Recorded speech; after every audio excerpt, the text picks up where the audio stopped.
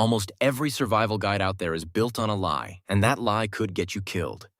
People spend hundreds of dollars loading up on gear that looks impressive in a store but falls apart the moment reality hits. They follow lists that prioritize style over substance, gadgets over fundamentals, and impulse over logic. And when an actual emergency unfolds, those choices cost them everything. Today, we are flipping that script entirely. 20 survival items, ranked from the ones that will waste your time to the ones that will genuinely save your life. Some of these rankings are going to feel wrong at first. A few will flat out contradict what you have heard before. But by the end, you will not just know what belongs in a survival pack. You will understand why, and that understanding is the difference between making it out and not making it at all. Let us start at the bottom. 20. The portable filtration straw. Here is something the survival industry does not want you figuring out. That sleek little filtration straw that fits in your pocket and promises clean water on demand? It is more of a marketing product than a survival product. Yes, it filters. Yes, it works. But the way it works is the problem. You kneel down at a water source, press the straw to your lips, and drink right then and there. That is it. That is the entire function. You cannot fill a bottle. You cannot carry anything away.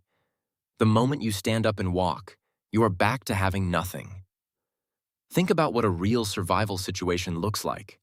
You might be moving fast, covering ground, trying to stay hidden or stay warm. Stopping at every water source to crouch down and sip is not a strategy. It is exposure. It is vulnerability. And it is completely unsustainable. What happens when the source dries up? What happens when the water is too shallow to draw through the straw? What happens when someone else in your group needs water and you only have one straw? The filtration straw locks you into a single action in a single moment. Real survival is about flexibility, about having options when conditions change. This item offers almost none of that. It can buy you time in a desperate moment, sure, but build your plan around it and you will regret that decision quickly. 19. The reflective emergency blanket. Survival is not only about water.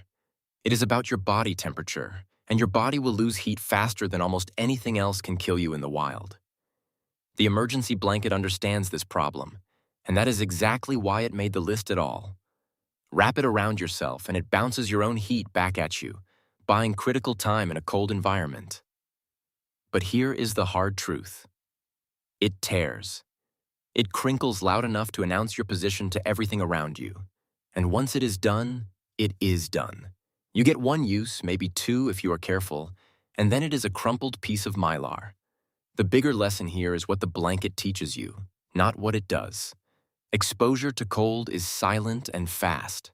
It moves quicker than dehydration in many environments. If you are not thinking about heat retention from the start of any survival situation, you are already behind. The blanket is a last resort. Use it as one. 18. Glow sticks. After water and cold, darkness becomes your next adversary. You lose visibility, you lose your sense of space, you lose confidence in your movement. Glow sticks solve that instantly. Snap one, shake it, and you have light. No batteries, no switches, no setup required.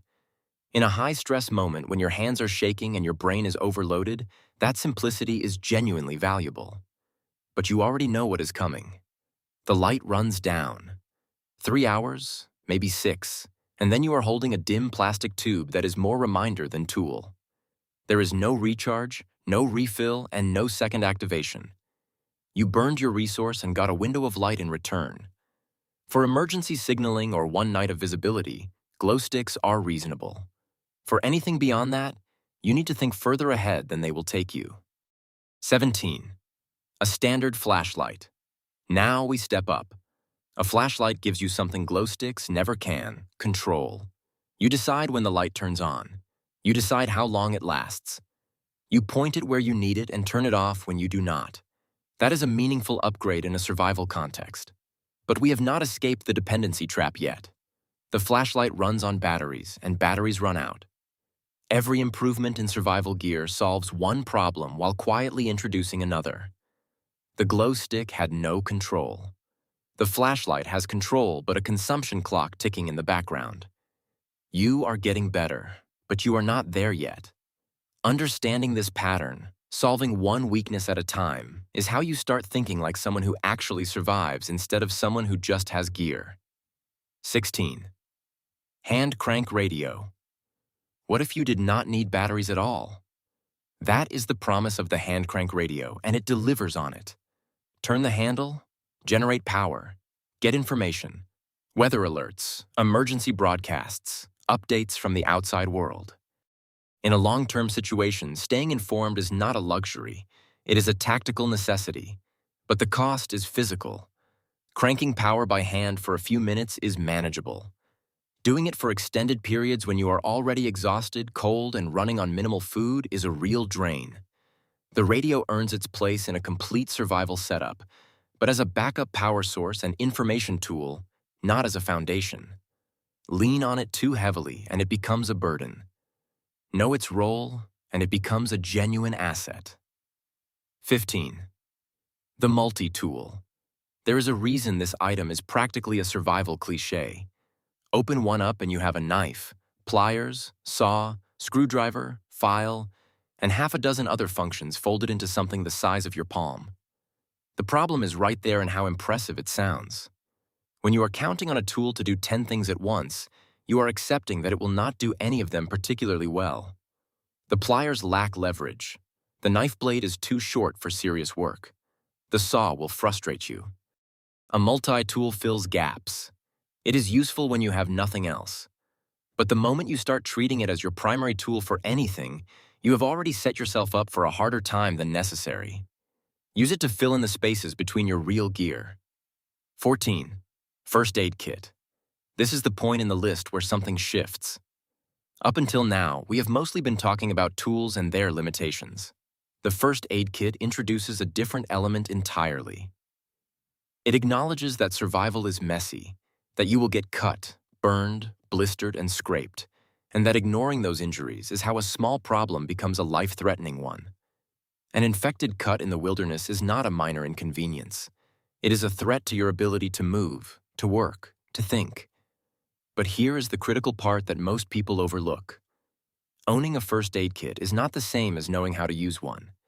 Bandages and antiseptics sitting in a zipper pouch do nothing for you if you do not know how to clean a wound properly, when to close it and when to leave it open, or how to recognize early signs of infection.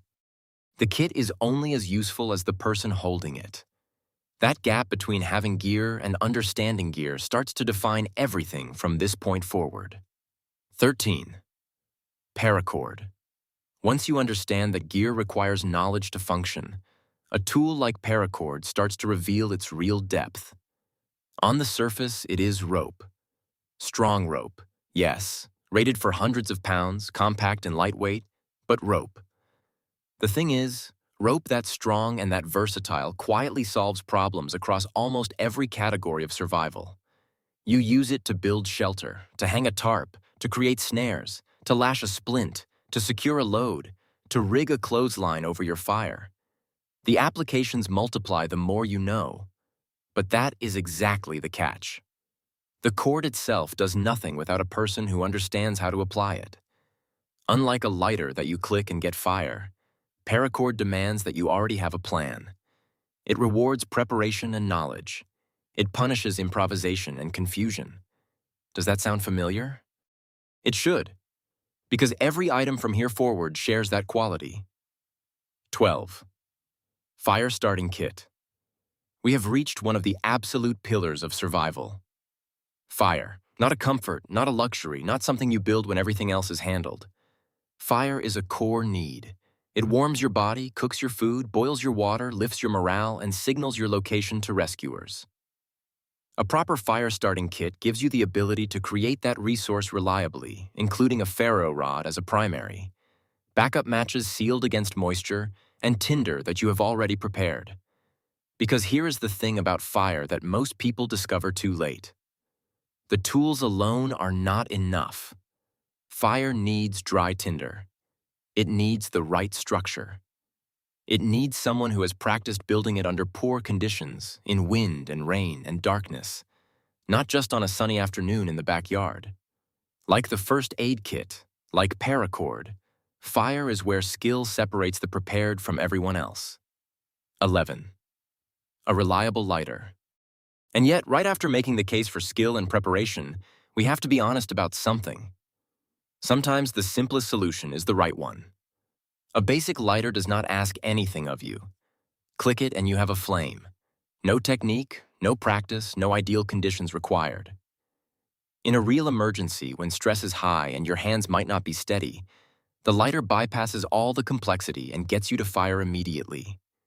The point is not that skill does not matter. It does, deeply. But survival is not a performance. Nobody is grading your technique. Your only job is to stay alive. If the simplest tool gets you there faster and more reliably in a crisis moment, then that simplicity is not laziness. It is intelligence. Keep the lighter as your front line. Build the skills as your backup for when the lighter runs out or gets wet. 10. A tarp or ground sheet. Your lighter just solved your fire problem. But fire alone will not hold back the wind or stop the rain from soaking through your clothing overnight. That is where shelter becomes non-negotiable, and a tarp is one of the most efficient ways to build it. Rig it over a frame with your paracord, angle it into the wind, and suddenly you have a dry zone in a wet world. You can sit by your fire without rain killing the flames. You can sleep without waking up soaked. You can store your gear without losing it to moisture. But a tarp does more than just cover you. It collects rainwater. It creates a signaling surface in open terrain.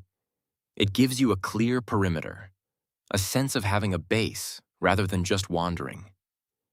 And here is the pattern that should be emerging. Fire gave you warmth. The tarp protects that warmth. The paracord connects them. These items are not independent. They are a system. Every piece you add strengthens the whole. 9.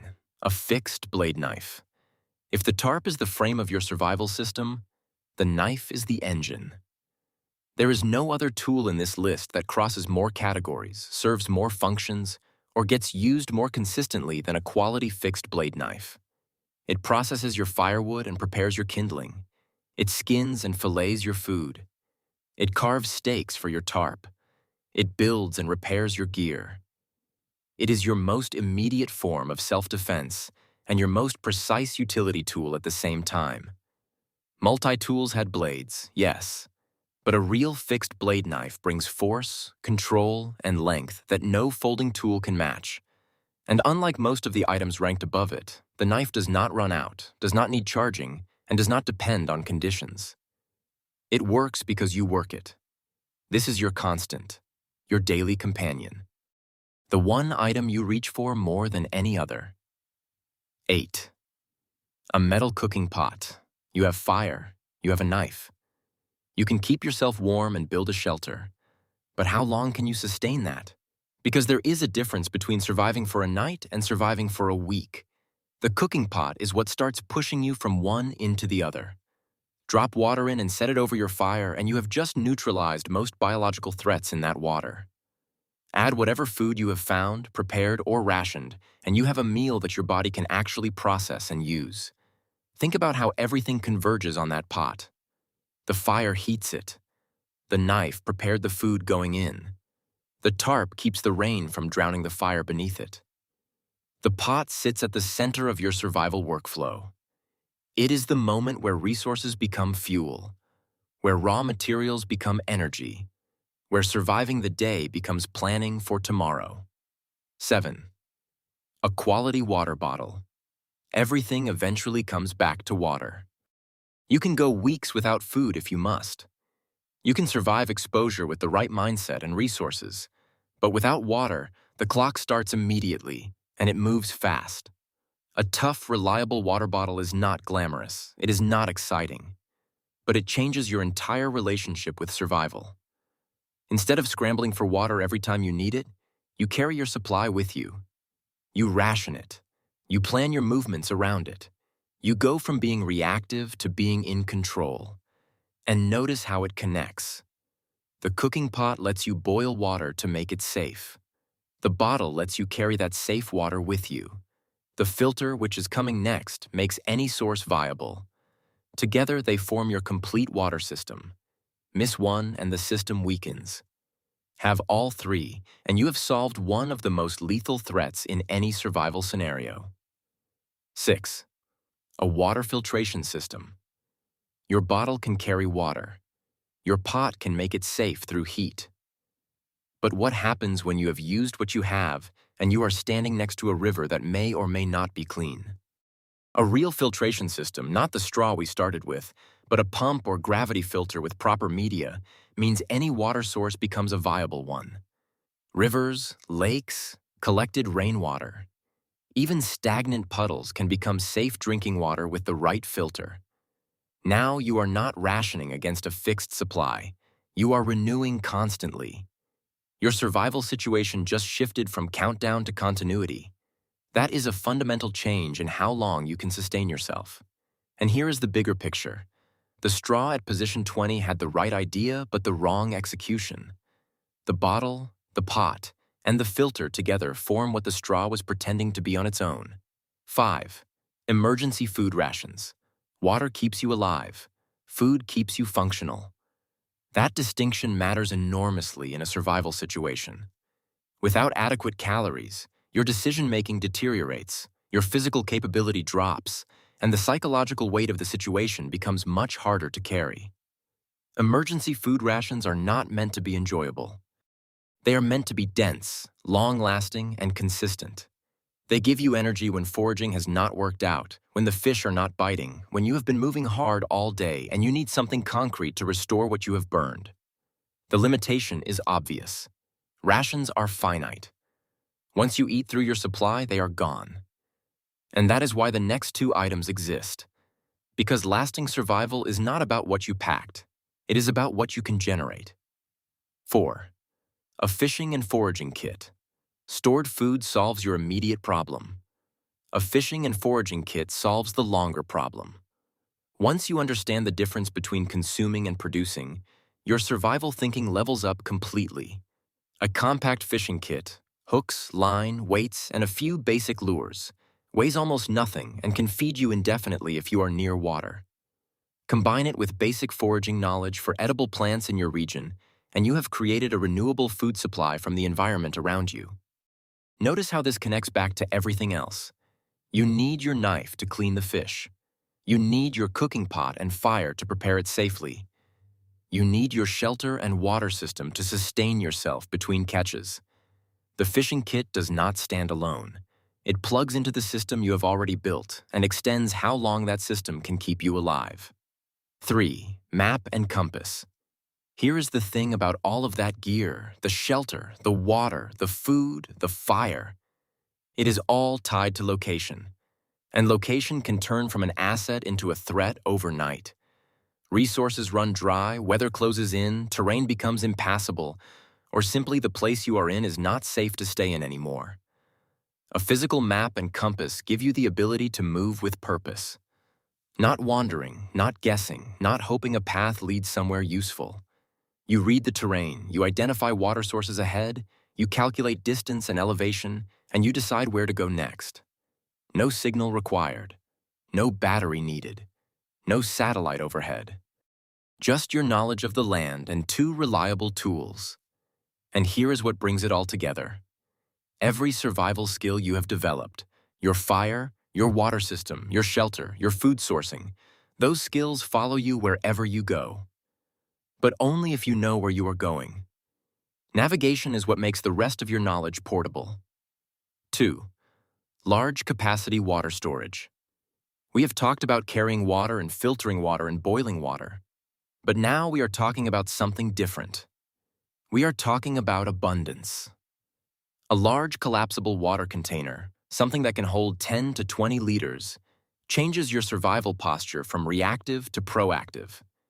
Instead of constantly monitoring your supply and managing small margins, you fill it when you have access and you draw from it freely until the next opportunity. You stop thinking about water every hour. You stop rationing every sip. You stop making decisions driven by scarcity. And that mental freedom is not just comfortable, it is tactically significant. When you are not preoccupied with immediate thirst, you make better decisions about everything else. You sleep better, move better, think more clearly, and respond to problems with far less panic.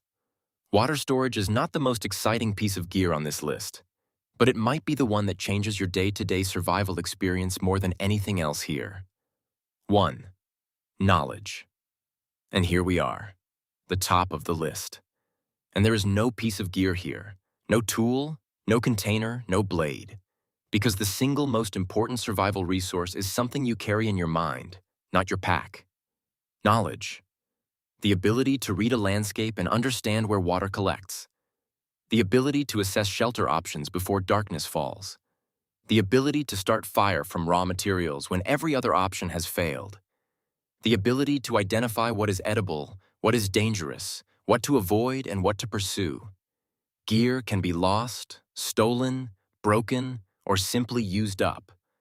Knowledge cannot. A flood takes your pack, but it cannot take what you know. A fall damages your tools, but the skills you have built survive every fall with you. Think about all the items we covered. A lighter without fire-building knowledge is one click away from useless. A map without navigation training is just paper. A knife without technique is more dangerous to you than to anything else. The gear supports you, but knowledge is what activates the gear. It is the one resource that multiplies everything else. Invest in skills. Take a wilderness survival course. Practice fire starting in bad conditions. Learn to filter and purify water from scratch. Get comfortable with a map and compass before you ever need one. Because here is the truth that holds this entire list together. Equipment follows a hierarchy, but knowledge sits above the hierarchy entirely. Master it and everything else becomes an extension of your capability rather than a substitute for it. So step back and look at the full picture. It is not a random collection of 20 items. It is a layered system, each piece building on the one before it, each solving a problem that creates the space for the next solution to matter. Water, warmth, fire, shelter, tools, food, navigation, and the knowledge to run all of it when the pressure is real and the stakes are high. Most people fail in survival situations not because they lacked gear. They fail because they lacked context, priority, and the mental framework to use what they had. You now have that framework. If this breakdown changed how you think about survival preparation, hit that like button and share this with someone who needs to hear it. And if you want more content that cuts through the noise and gives you real practical knowledge, you are already in the right place here on my channel.